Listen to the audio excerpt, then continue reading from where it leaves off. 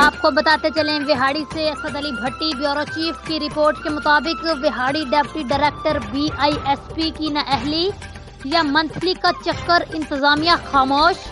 تھانہ ماچھیوال کی حدود میں BISP پروگرام میں کرپشن عروج پر 500 روپے کٹوتی کی جا رہی ہے۔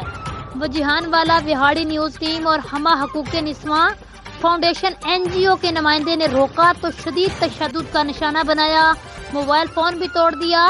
صحافی اسد اور وجیحانہ والا وہاڑی نیوز ٹیم کا شدید احتجاج۔ ماچھیوال BISP پروگرام کے ریٹیلرز کو فوری معطل کیا جائے، ان کی جگہ ایماندار عملہ تعینات کیا جائے، کرپشن خور عملے پر فوری FIR درج کر کے گرفتار کیا جائے۔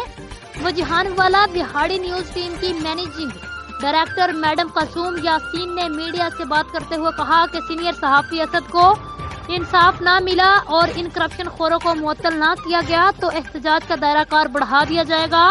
عوام اور صحافیوں کا DPO Vehari, DC Vehari, deputy director Vehari اور وزیراعظم پاکستان شہباز شریف سے نوٹس لینے کی اپیل۔ جی ناظرین، مزید کسی بھی خبر اور اس کی اپڈیٹ کے لیے آپ دیکھتے رہیے PN نیوز۔